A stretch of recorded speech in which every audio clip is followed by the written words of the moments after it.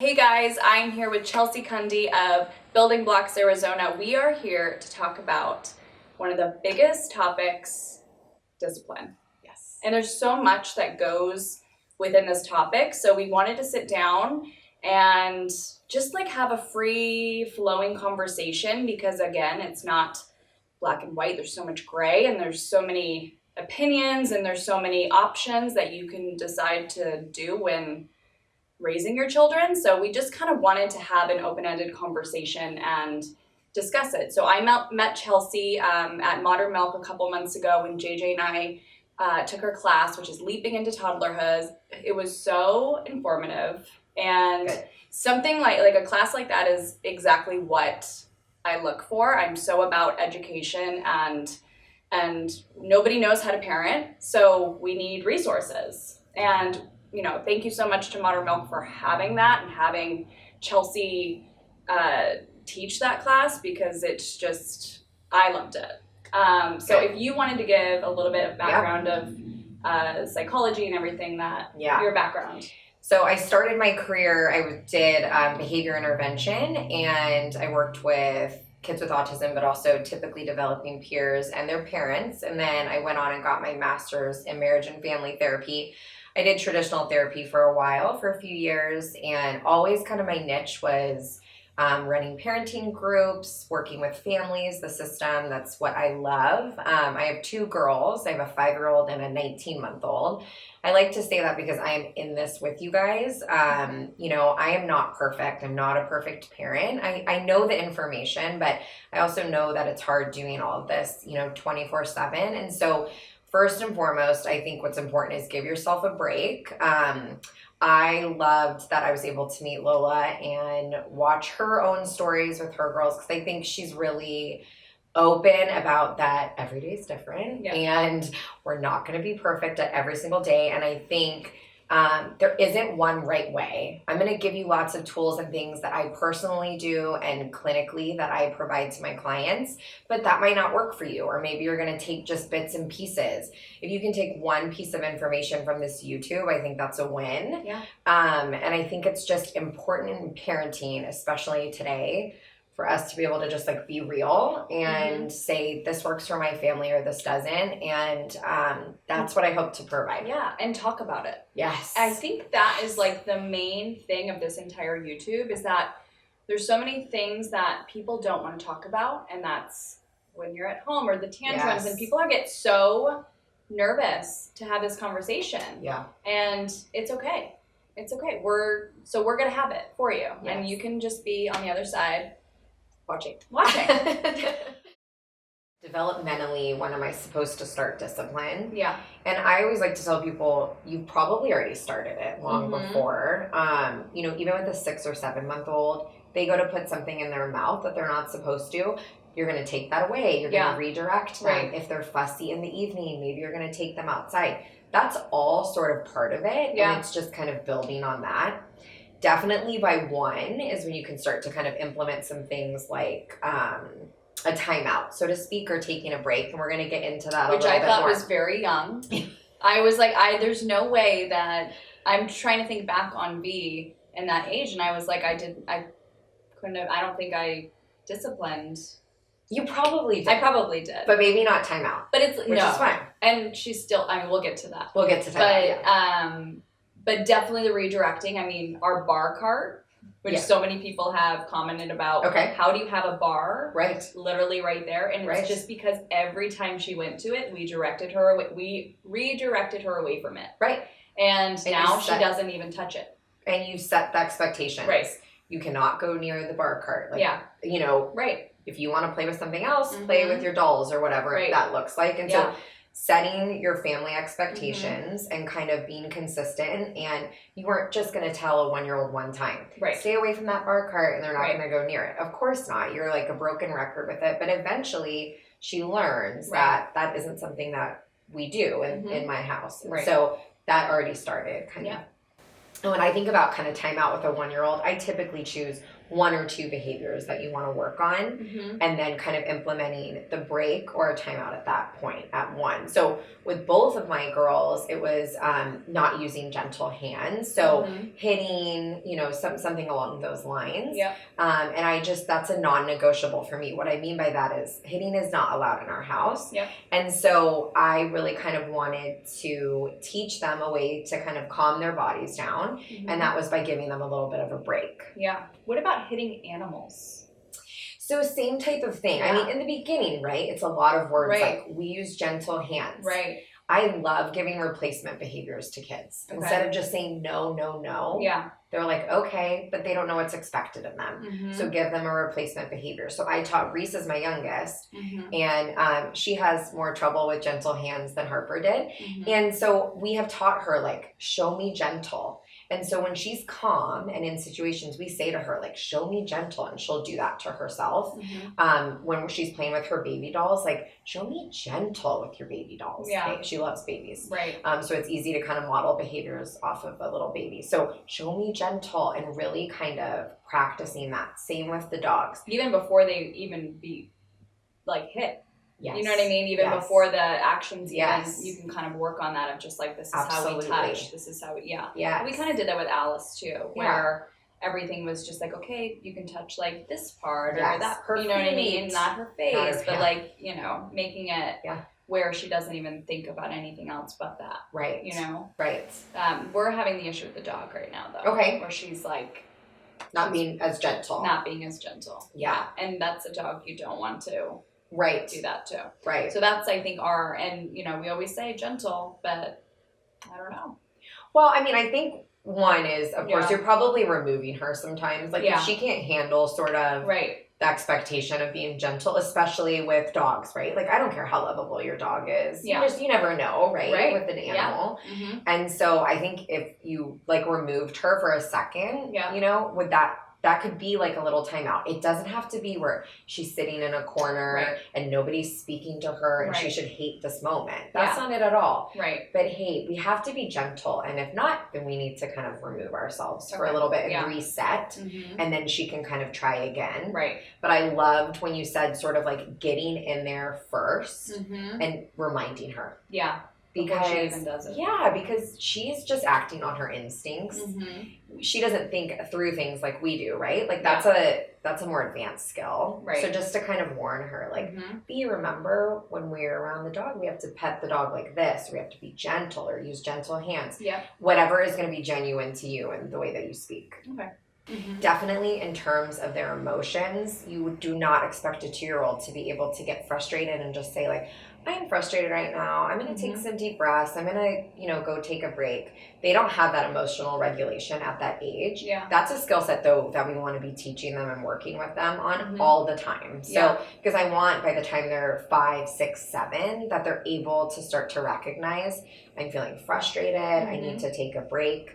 This is something that I have to work on too as an adult, right? Yeah. Like there's times that I know that I get frustrated and I yell when maybe I should have taken a deep breath instead or taken a mom time out. I think everybody has that. You know what I mean? Nobody is perfect. And so many people are like, oh, how do you appear so calm? How do you just for the most part I'm so conscious of like just wanting to like be calm, and I was that way since I was pregnant with the baby. It was just wasn't always that way. Sure. But I was just so conscious of this is the mom I want to be. Yep. But does it happen?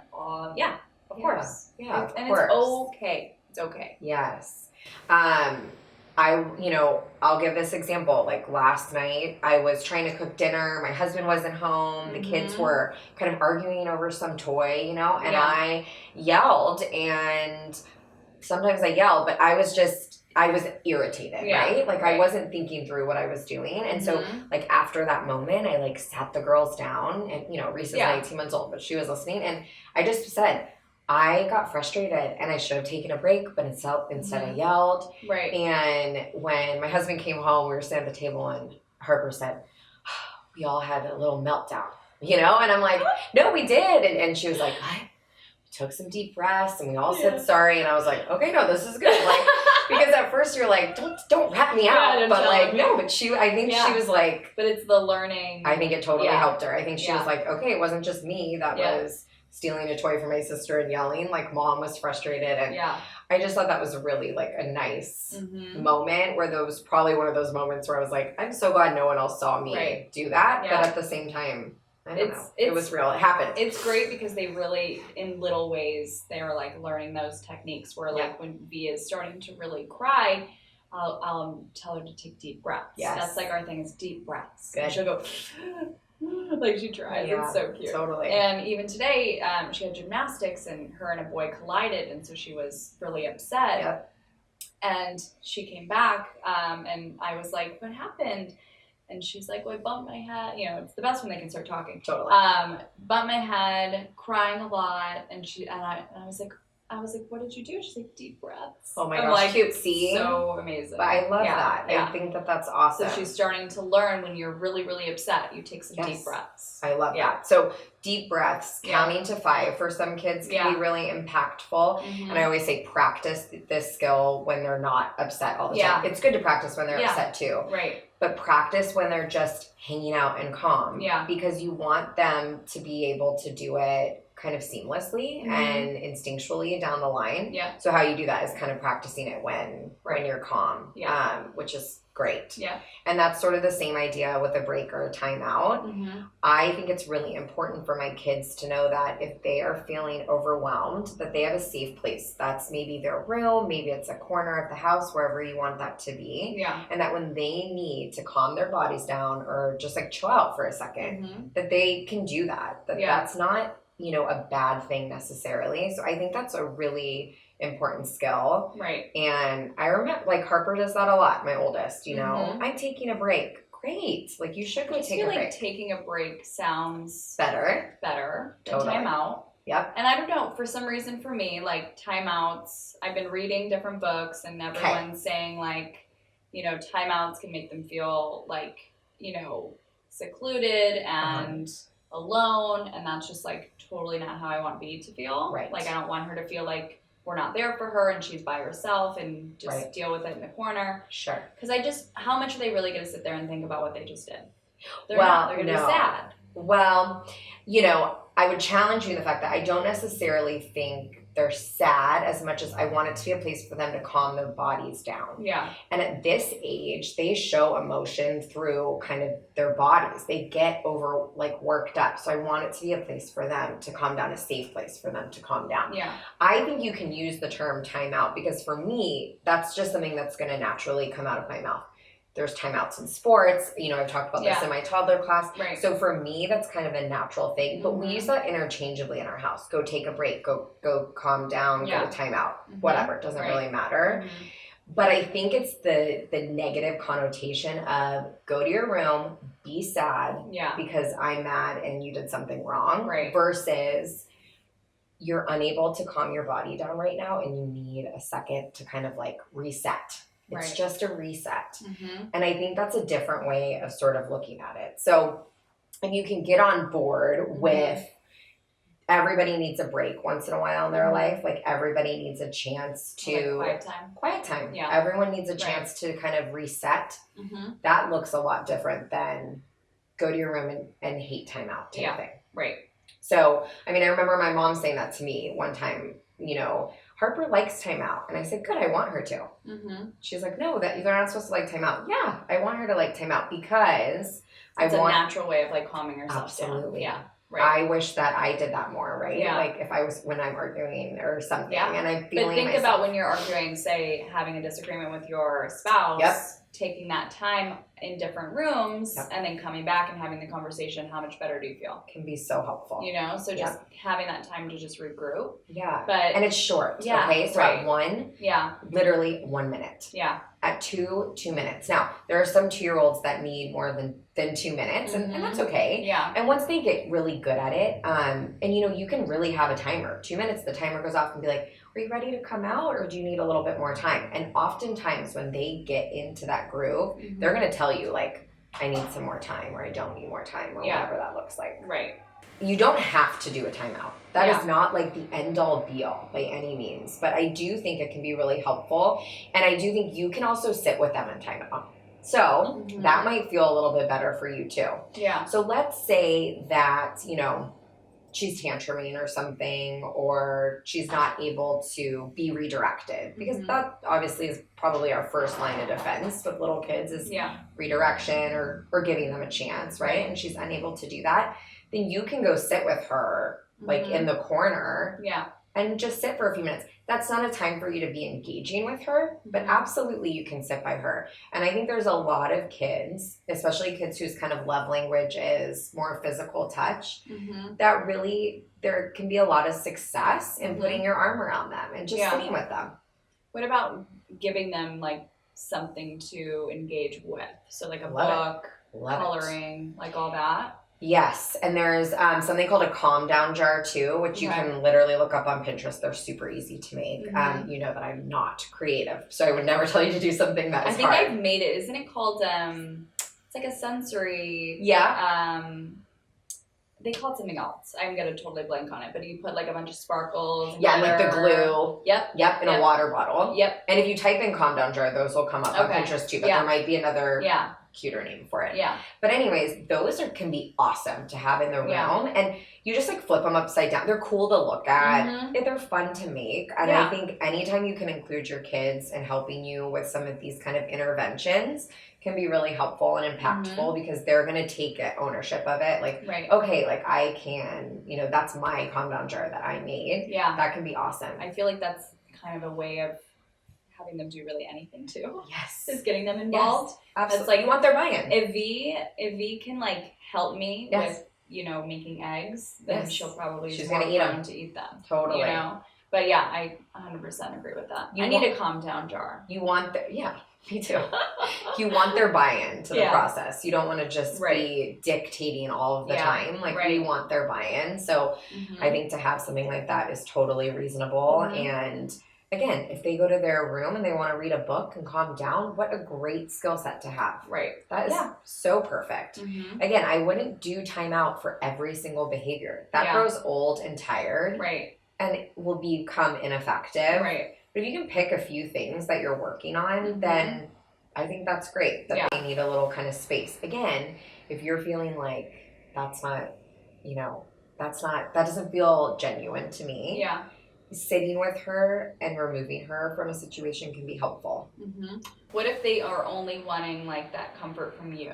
So like when V has like a tantrum or something, she'll come and like run and hug me, and she kind of wants that soothing from me. Yeah, that makes sense. Totally. I mean, I think that's fine. Okay. Yeah, absolutely. Again, I mean, I don't want to teach her that, like, let's say she's like flailing on the ground because you said no, you only get one cookie, not two. Yeah. And then she's like, you know, and then you're picking her up and kind of, I wouldn't want that. I'd sort of wait for her. That's kind of, that's kind of what I do. Yeah, to express herself. Why is that bad? I don't think she wants to hug me when I don't give her 2 cookies. Right. She's like, I don't want you near me. But I also think, like, let them express themselves. Like, they're allowed to be angry, and they're allowed to be frustrated, and they're allowed to be sad. Yeah. I don't ever want my girls to think that they can't feel those emotions. Yes. Does that make sense? No, it's a huge thing in this house. It's huge. It's a huge thing in this house. And anytime she cries, it's never, no, you can't be crying. Yes. I'm always like, it's okay. Like, I want you to cry. I want her to be able to say whatever she needs to say. Me too. And be comfortable being upset and coming to me. Yeah. Because down the road, you want them to be able to tell you anything. Absolutely. That's how I look at it. And we want to teach them how to regulate their emotions. Yeah. If they've only ever felt happy, or they've been told you're not allowed to be sad, dry your tears, right? Then they're unable to regulate emotions, because the only emotion that they think they're supposed to do is like happy or complacent. That's not what I don't want that for my kids. Right. I want my kids to experience those emotions. So give them a name. Yeah. Okay. So when she's upset, and even at 2.5, sometimes she can't understand, like, oh, I'm really just frustrated, or I'm sad, or I'm tired, or I'm hungry. Right. Like, tell her those things. Yeah. You know, I see that you're frustrated. Right. And, you know, it's a bummer to be frustrated. Like a normal thing that you would say to somebody, but give it a name for them. Yeah. So that eventually they will start to say to you, I'm frustrated. Yeah. I'm sad, which is the cutest thing in the world when they start to say those things. Yeah. But they don't know those things. Right. We know those because we've been on this earth for, however long, and we've learned it. So we have to kind of teach them that. Yeah, that makes a lot of sense. Yes. So always kind of, giving the emotion a name, and then then a consequence is fine afterwards. Like, I see that you're frustrated. We use gentle hands in this house. It's time to calm down your body for a minute.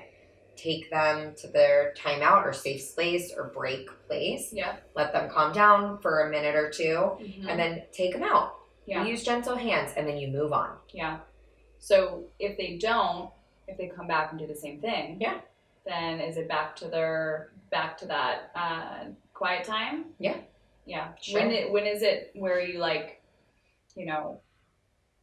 I guess it's not taking something away, or is it taking something away that they like, or is that unless they use that specific thing? Nope, you could do that too. So the best kind of consequence is a natural consequence. So let's say that you were frustrated right now and you took your phone and you threw your phone. If that was me, I would probably, if you were 2, I would say, we don't throw things, right? Like, we're gentle with our phones. Yeah. And then I would, give it back to you. If you threw it again, then I would probably take the phone and put it away. Yeah.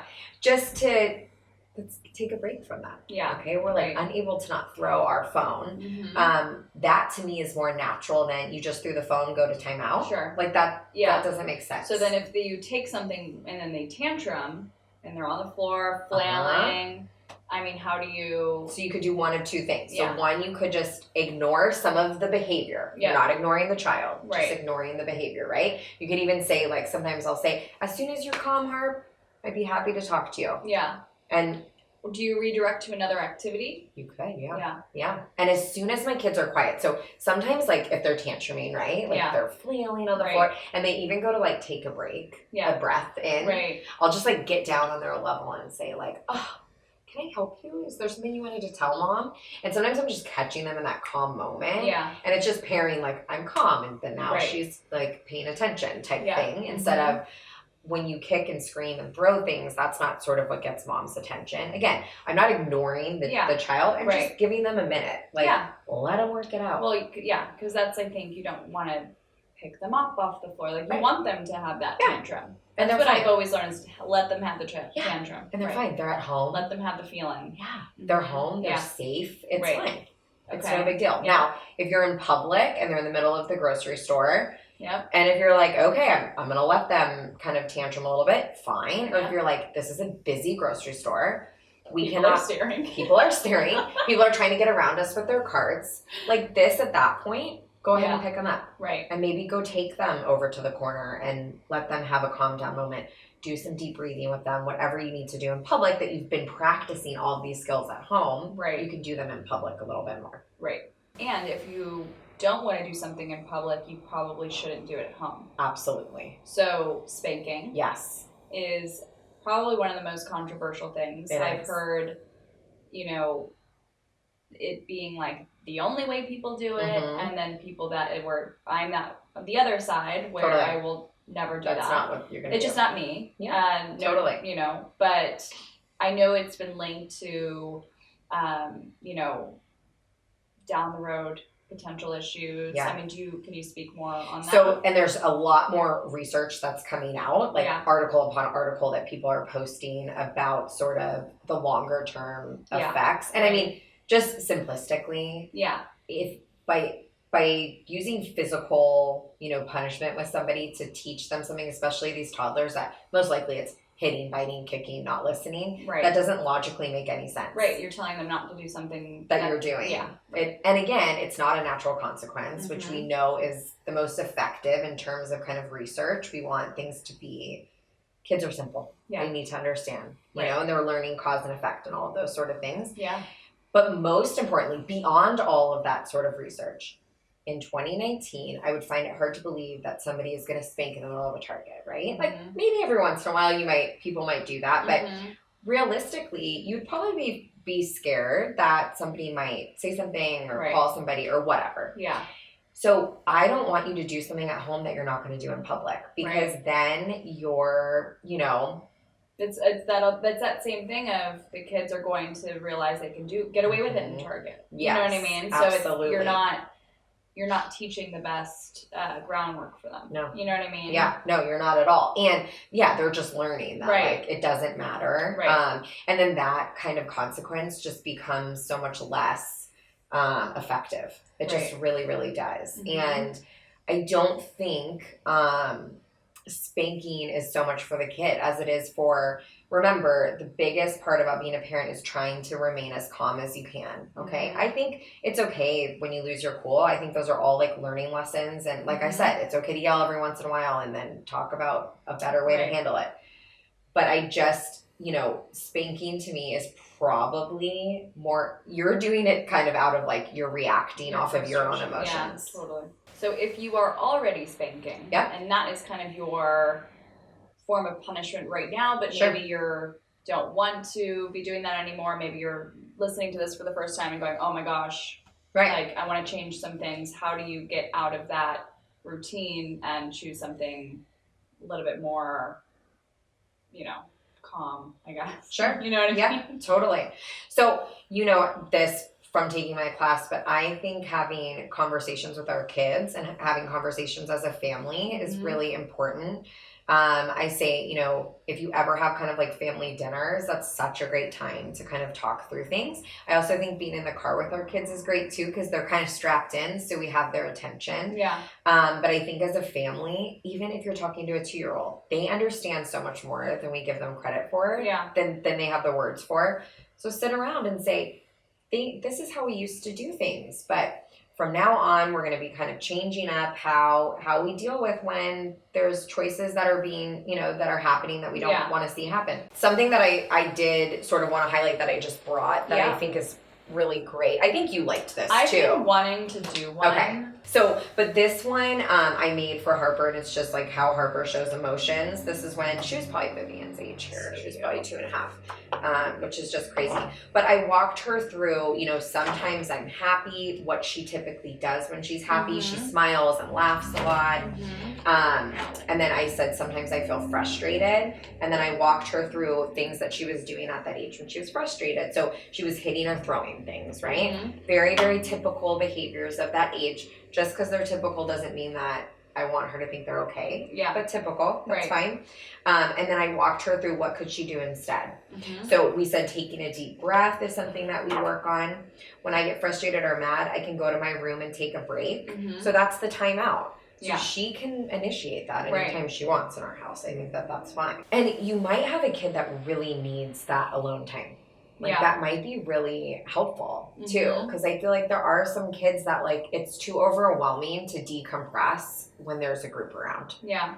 And I always tell, and Harper's probably one of those kids that it's nice for her to kind of go and be alone for a second. Yeah. And I like this when we're at, when we go to people's houses, sometimes before we get there. Again, I always give them the lowdown in the car. Like if you're feeling frustrated, what can you do? And we like go through it. Yeah. And she'll say, when we walk in some places, like, if I need a break, like, where can I take a break here? Aww. And like, we'll find a little spot for her to take a break. It's not. And she does it? Oh, yeah.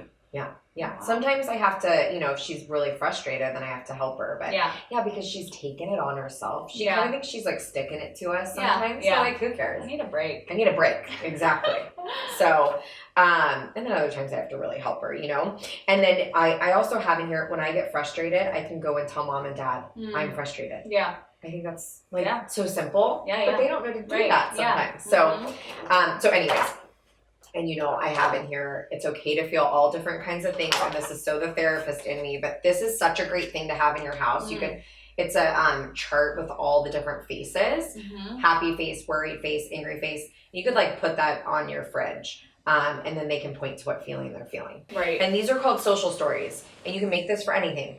Potty training, big, big bed transition, any big thing that you want to work on. Yeah. Harper at 5 has one about, using kind words. So we're having some like attitude issues. So we made one of that. She helped me make that one. What would be a great one for is preparing your kid for like a flight. Yes. Perfect. Because I have had so many people that are like, what are some tips with traveling and flying and all that? I'm like, that would be amazing. Yes. Because you're setting the tone of what is expected of sitting in the seat. Yes. Not running around, not screaming, you know what I mean? Right. I think that would be great.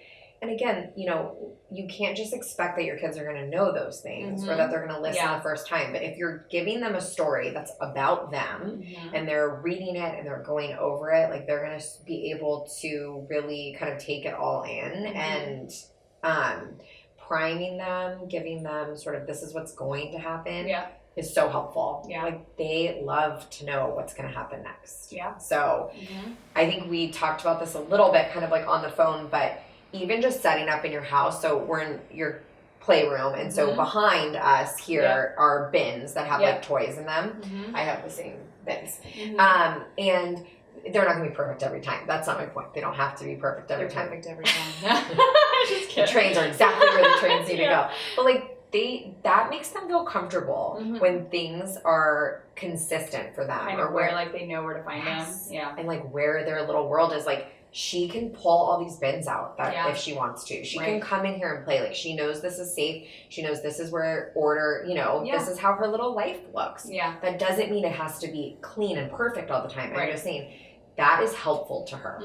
Predictability makes kids feel secure. Yeah. So that she can come in here after nap time and pull out drawers and she knows this is where my babies are and this is where the trains are. That makes them feel good. Yeah. Same with when I get in the car and we're going to a play date. Harper knows that I'm going to say, okay, when we get frustrated with our friends, what's something we can do? Because I say that every single time to her. When mom says that it's time to go, I'm going to give you a 5-minute warning. And then we have to what? Then we have to go. That's right.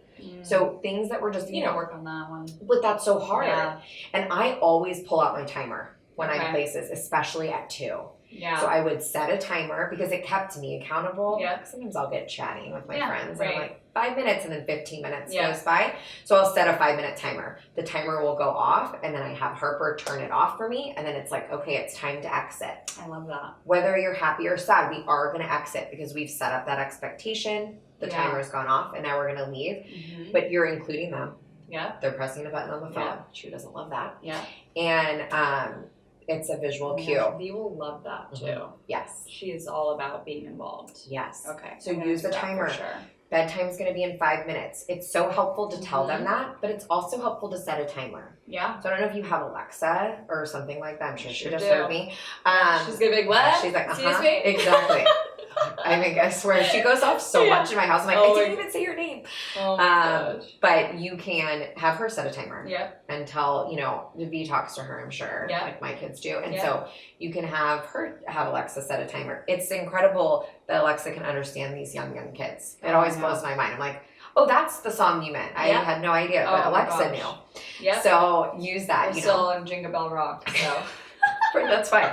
That's perfect. I saw my Christmas cards up, so I get it. But you could do, you could have her do, but the timer can be really, really helpful. Yeah. And then it's also not you being like, I said bedtime, it's time to go to bed. I've already said that, we've already, you know? So for us, because we have yet to wean her completely off of the, not completely, we haven't weaned her at all. I'm trying to make myself feel better. That's okay. So we haven't weaned V yet off the bottle. Okay. It's literally something that I'm like, here is the bottle, and she walks to the room. Okay, yeah, it's, her motivation for bedtime. It is her motivation for bedtime. She absolutely loves it. Everyone's happy. Not to interrupt you too, but that's probably a pacifier for a lot of people too, right? Like, especially if you say they only get a passy at bedtime or nap time. Right. Like, you're like, bedtime, passy, and they're like, and they run off. Yeah. So same sort of idea, and it's hard to kind of rip the Band-Aid and take those away. But I think that timer and her being involved could probably play into effect of that transition. And play up the big girl thing. Yeah. You know, that big girls get to help set timers and, you know, play into that role a little bit. Yeah. And then I would like to do sort of like a replacement behavior for the bottle of some sort in a room, and maybe you guys are already reading stories or, we do. You know, we can kind of problem solve and think through that too. Yeah. And again, this isn't something that I want you to just rip the bottles away or rip a pacifier away. This isn't a secret. So I think kind of like back in the day, it used to be just like, throw them away. And then my mom, there's no more bottles. My mom took my sister's pacifier and threw it to the cows in a farm. Right. And said the baby cows need it. Right. Like, it's gone. It's just gone. It's totally gone. Yeah. So it doesn't have to be like that. Like we can prepare her. Yeah. And again, because it's okay if she's going to be upset about it. Like it's Yeah. okay. Right. That's a bummer. I mean, you're kind of setting it up for that. Yes. You know what I mean? You know that she's going to be upset. Right. And I want to set her up for success. Mm-hmm. So I don't ever want to rip something away. Yeah. I want her to be very aware of everything that she's doing. Like, I think that's the best thing in terms of parenting. Like, I want to be really real and honest with my kids, right? Like, nothing's a surprise. Yeah. This is kind of how we roll. And so I think it's the same with the bottle. And I think, you know, don't beat yourself up over the fact that like she still has the bottle. Yeah. Even no, saying, I know. Like, we haven't weaned her. You know what I mean? But like you're gonna wean her when you because there's so to. many people that are like, you have to wean by one. You know what I mean? I know. Pediatricians said and everything with her teeth and all that. Yes, and the teeth. I know all the things, but you know all the things. But listen, I mean, it's the same idea. With a passy, like I got rid of my first was a big passy kid, and we got rid of it right before her 3rd birthday because. For me, I just was like, you know what, if it makes her teeth a little crooked, it's one thing, but that's what she really likes when she sleeps. And I put boundaries around it. Like it was only around sleep time and that worked for us. And I didn't think she was ready at 1 to get rid of that. Yeah. Or quite frankly at 2 even. Yeah. So sometimes I think half of this is just you like, and this is, you know, be confident in whatever you're going to do, you know? Yeah. And what's right for me might not be right for you and whatever. But when you're ready, I know she's going to be fine. Yeah. So I do believe that, especially when kids are learning, that it's reasonable to give a warning. I just don't want you to be the parent that talks a lot of talk but doesn't walk the walk. Yep. Okay. Yeah. Because then they learn that and you sort of become like the Charlie Brown teacher where all they're hearing is like wah wah wah wah wah. They're like not listening to you. Yeah. So obviously give a warning. Yep. But then follow through. Okay. It's the same with counting. If you're gonna count to 3, you have to make sure you actually count to 3. Right. Don't go 1, 2, 2.5. Don't make me count again. Yeah. 1. No, it's 1, 2, 3. Right. Like get to the 3. Yeah. And just make sure that you're following through. Right. Warnings are reasonable and absolutely make sense. But we don't want to just always be warning and then never sort of following through. Right. Okay. Yeah. Yeah. So same idea. Like a lot of people were saying dinner, like lunch is difficult. Like throwing food off the plate or wanting to sort of get down and run around and then kind of come back. And I think you can say, you know, I think you can put some good boundaries around mealtime if you want. Yeah. You know, you can say, we sit when we eat. If you're all done, I'll clear your plate. And if they get up and then you can go ahead and take their plate. And they're going to learn quick. Like, I have to sit here in order for my food to be here instead of kind of grazing. Yeah. If that's something that you want to work on. He grazes a little bit. And it's up to you and your family. Like, so you tell me. So with food, it's only because it's kind of, I've seen like an Instagram, and I think it's Megan of Feeding Littles who put this up, where it is like, okay, sometimes they have a big breakfast, no, like barely any lunch, and then, you know what I mean, the sizing, the portions can be so different based off of like their meals. Yes. So I never know when to really like be like rigid on like, you have to be eating this or that, you know what I mean? Yeah. Because also their stomachs aren't that big and they can't really have that much. Right. So is it letting her graze and figure out her fullness? Yeah. Or is it just like, okay, when she's up, okay, she must be done. She really wants nothing. She clearly doesn't want to eat today. Yeah, no, and I think, you know, if you're asking me sort of what I would do, I would pull the plate up. Okay. Now, maybe you don't dump it. Right. And if you want to kind of, you know, we're in the learning phase. Yeah. So this will be something new because she's been grazing more. Yeah. So then you pull the plate up and then she goes and sits back down in the chair. Maybe she says food. Yeah. Or like whatever she's going to say to you. And then you say, oh, you're still hungry? Okay, well, we sit when we eat. Yeah. And then put the plate back down. Then as she's understanding that, then you can be a little bit more rigid. Like, okay, V, if you get up, if you're all done and you're ready, then okay, then lunch is over. Yeah. If your belly's full, then lunch is over. You know, I try to say that in my house, not like, eat 3 more of those. Yeah, when your belly's full, then we're going to be all done. Right. But I don't want it to be sort of grazing all day long. So I think that's kind of a nice compromise of doing that. Doesn't mean you have to throw the food away. Yeah. But maybe we pick it up. And then she's learned that expectation that when she wants to eat lunch, dinner, I mean, not a snack maybe, but she needs to sit down and eat it. Yeah, that makes sense. Just tightening that up a little bit. Because if she learns that, especially as she gets older, if she can graze, she'll be grazing a lot. I know. So figuring out this, what you want to do. So the form of discipline, being on the same page with your significant other. Yes. As well as caretakers. So you have nannies, you have teachers. Like, how do we... Right, grandparents. Yep. How do you kind of set those boundaries and those... And that's hard. I think that's really hard. I also think kids know, you know, mom and dad are this way, grandparents are this way too. Yeah. So you don't have to worry so much about that. But I think that if you have like a caretaker, that you want them to be on the same page as you, right? Yeah. Like if you're somebody that says we don't do timeouts in our house, but the nanny's doing timeouts, that's not right. So we want to sort of be on the same page that way.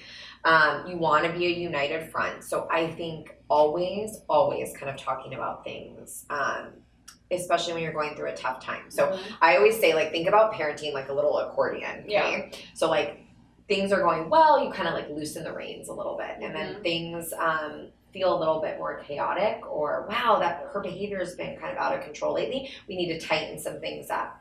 And so maybe, you know, on Friday night, you put the kids down and it's like, hey, this week the hitting has been out of control, or this or that. And you guys as significant others sit down and just say, like, have you noticed that? Like, what have you been doing that's been working? What have you not been doing? Like, come together as a team, because kids need to see you as a united front. Okay? If they don't, they learn quickly. Like, well, if mom says no, then she's got to go to dad. Yes, right, exactly. And they're going to do that because they should do that. Yeah, everyone does it. Everyone does that. And but you remember in your own, you know, parents, if there was a soft one, like you knew who to ask certain things to growing up. It's the same thing with our kids now. So be a united front. But I always think it's helpful to like regroup, honestly, because you're not going to say like, we are positive parenting, like that's what we do, or we're love and logic and that's all that we do, and you're never going to have to collaborate or come back together. Like you have to do that because these are not robots, these are humans. You're also like, you were both raised completely different, and I think that is like, how do you decide how you're going to go about parenting? Do you base it off of how you were parented? Right. Do you know what I mean? How do you kind of figure that way, and what's the right way? Right. And I think sometimes you don't know until you're in it. Right. So you don't realize, you know, oh, wow, like this actually makes a lot of sense for me to do it this way. Or you don't know because you don't know what kind of kid you're going to have. Like there's some kids that do really well with certain things, and there's other kids that don't do really well with that. So I think it really does depend on the kid and depends on the age. And what if you're polar opposites of he wants to spank, she doesn't want to spank? Yeah. I think that's really hard. Yeah. For sure. Yeah. I would really encourage people to pick something that's a compromise that you both will do. Because again, if one parent's spanking and the other one's not, that becomes so ineffective too. Right. I think just sitting down as well, like you said, but maybe educating each other on why. Yeah. And why you don't want to spank. Totally. And pull up some of those reports about, you know, the long-term effects and all of that. Yeah. Because some people don't know, and they just do it because they were spanked. Absolutely. You know what I mean? And they're like, I turned out fine. And I'm fine. Yeah, exactly. So I think sibling stuff can be a challenge, whether it's, you know, adjusting to a new sibling being in the house, or sharing, or, you know, right now my kids are struggling with whatever, you know, Harper has, the big sister. Reese wants it and wants it immediately. Yeah. And she doesn't have a whole lot of words, so it's a lot of like, you know, kind of her grunting at Harper. And, you know, Harper is very sweet-natured, and most of the time we'll give her everything, right? And so we're trying to teach Harper and empower Harper. You do not need to give your sister everything when she whines at you, right? Like, so we're trying to kind of work on taking turns and having a little bit of more kind of patience and redirecting Reese to your sister has the red block, like you can have the blue block. Yeah. You can start kind of setting timers, like Harper's going to play with it for 1 minute, set a 1 minute timer. It beeps. Now Reese gets it. I feel like timers need to be in my life. Right. Yeah. And she's not going to understand that right away. Right. I understand that a 19-month-old is not going to be like, like waiting for the timer. Yeah. Right. But the more I do it with her, the more she's going to understand that. Mm-hmm. And again, it's okay for me to intervene, right? It's also okay to let them work it out, but it's okay for me to intervene and hold Reese. And Reese is upset that Harper has the ball. Mm-hmm. But I work through that with Reese. Like, you're frustrated, it's okay, but your sister had the ball first. After a few minutes, she'll give you a turn. Yeah. Like, it's okay to kind of work through that with her. And so I think just knowing that there's a transitional period, developmentally, they are at different levels. They're different ages, all of those kind of things. So working through kind of that transition. And no, they're going to get used to one another. They really are. Yeah. Know that, you're always meanest to the people you love the most because you know that they're going to be there. Like, I had a follower asking, my twins, they hit each other a lot, right? I don't want them to like hit their friends when they're out, which they might hit their friends when they're out, but they're probably hitting each other more because they're more familiar. Yeah. But kind of same rules apply. Like, we use gentle hands. If one of them needs to take a break because they can't use gentle hands, then you can go ahead and do the same thing that you would do if they were to hit you. Right. And just know that like with siblings, sometimes it happens more frequently. Yeah. I feel like with the transition of being a big sister, it was like she almost regressed to being a baby. Okay, yes. So she never took a pacifier, but all of a sudden wanted pacifiers, took them out of her mouth, like taken toys, like, I mean, all these toys that she has no desire to even like play with. And, it was a lot of, redirecting and, because for me, like, and this was my point of view was Alice clearly is not going to care right now because she's just a baby. Right. So I was kind of like, okay, if you're going to take that, give her something else. I love that. So if she had to take something from her, I'm like, okay, I'm not going to fight her on taking that from her because Alice doesn't care, but give her something else to play with. So, and then now she just gives her stuff to play with. Okay, yeah, perfect. Naturally. Perfect. And she doesn't really there's some moments where she'll be like, oh, that looks interesting, that chew toy. Sure. But for the most part, she'll be like, okay, so then now I give her another toy. Right. And that's what she automatically does. That's great. Yeah. So. And it might look different when like Alice is crawling. I know. And getting up in her space. Right. Or if she's trying to color. Right. And like the 10-month-old's trying to crawl, like that kind of stuff. No, she's going to not like that. No, for totally. Sure. Because even like they'll lay next to each other. Yeah. And Alice she's so obsessed with me. It's so cute. I love that. It's the best. And both of them like love each other. Sisters. But Alice, of course, grabs at V. Yeah. Or like will scream in her face because she's so excited. Yeah. But she's been like grabbing her clothes, and so V doesn't like that. No. But I can only imagine when she's like really trying to kind of getting into her space. And think about like V's had where she can sit probably at a little toddler table and color, and nobody's stealing a crayon from her or a marker from her. Those kind of things can be frustrating. So again, I'm sure you know what I'm about to say, but like just validating that. Yeah. That is so frustrating. Right. Sometimes having little sisters are frustrating. Yeah. Sometimes it's awesome, but sometimes it's frustrating. Right. And just validating that for them, I think, is really helpful. Like I always give that example when Reese was a tough newborn. And so I would say to Harper a lot of times, like, this baby stuff's rough, you know? And I feel like she just like appreciated it. Where so many people are like, are you so happy to be a big sister? Yeah. And she was so happy. Yeah. But she probably was also like, not all the time. Right. So I think sometimes it's just nice to have like a genuine conversation. Like, that is not fun when you're coloring and someone rips the blue marker out of your hand. Yeah. And then redirecting the baby, giving the baby, redirection is so key. And also letting them work some stuff out too. Yeah. When it's safe. Right. And letting them, I guess, have that, like, because I feel like sometimes if she'll be like, I don't know Alice or something like that. Yeah. And you'll feel like, no, you want to be like, we love Sissy or something, but you don't really need to say that. No. Because she doesn't have to love her all the time. No, right. Not at all. She doesn't have to like her all the time. She doesn't have to, totally. Right. Totally I think fine. that's something to work on where it's not all about like having those best feelings for him. Like it's okay to be, to say and not feel like being near Sissy right now. Right. Yeah. Right. And you have siblings. I do. Okay. Too.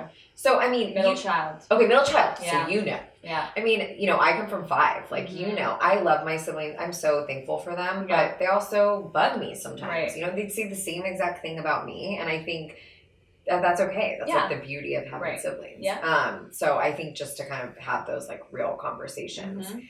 And I think just to give, our kids a voice and to give them like a safe space to kind of talk about things is important. And Yeah.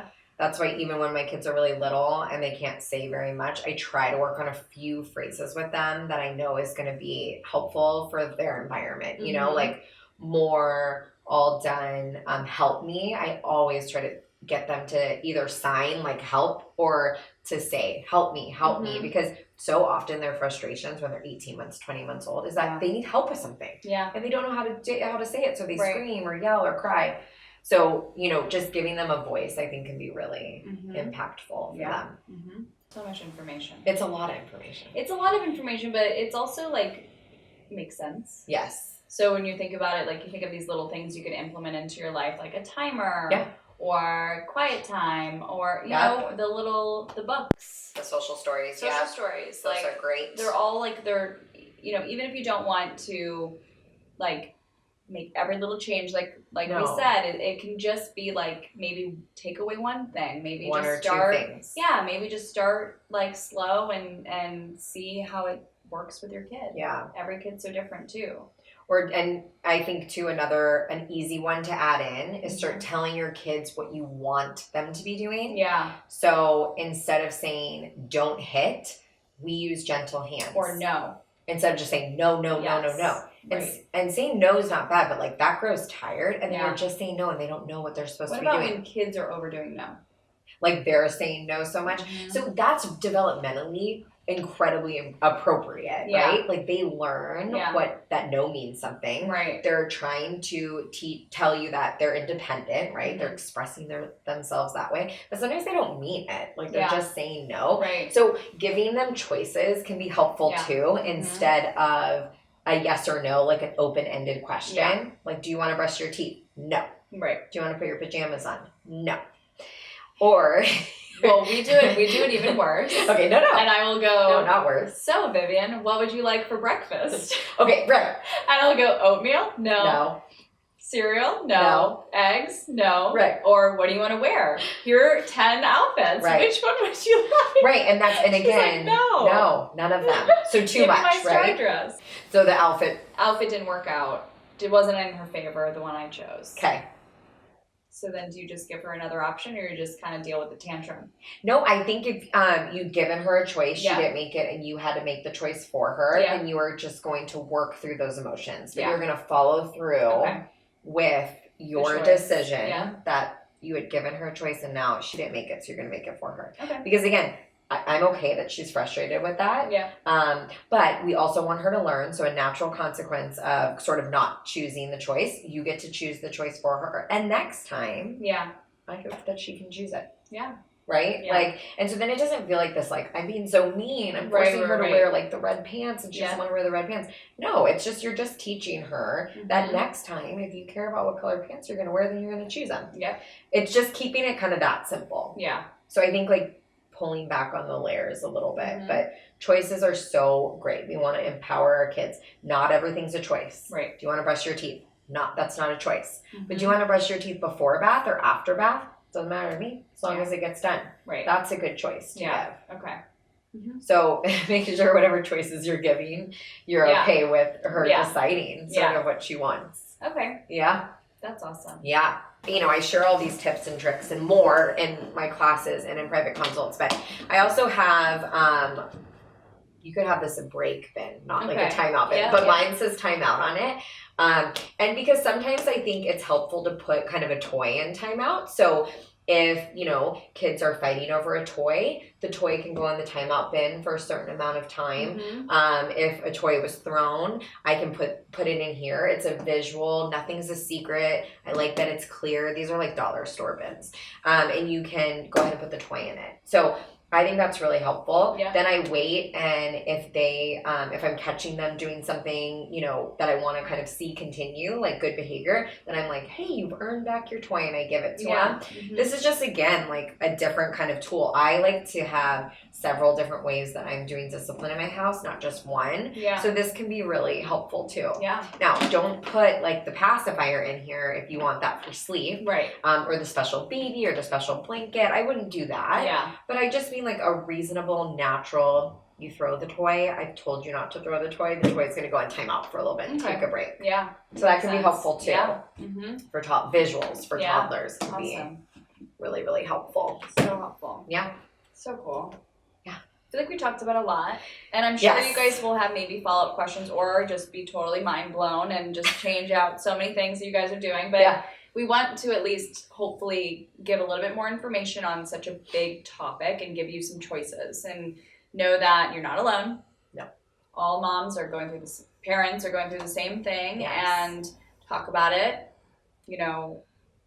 Get education too. If you guys are local, go to Modern Milk, take her Leaping into Toddler class. I know Modern Milk has so many different classes. Yes. I personally loved your class. Thank you. And so informative. And there's even way more information that she gives for that class too.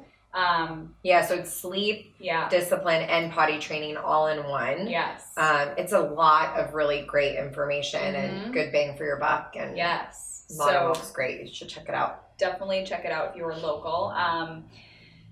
I'm trying to think if there's anything else. I don't think there is. No, I think, if people have questions, shoot them at us and we can follow up with something written. But I think that's what we'll do is we'll kind of put this out. If there's something that we missed that you're just like, this is like so important to me, didn't get to it, we can answer it in a blog post. Oh, yeah, definitely. That would be awesome. Yep. All right. Well, thank you guys for tuning in. Thank you so much for coming over. No, thank you. I appreciate it. It's been fun. Right. Bye, guys. Bye.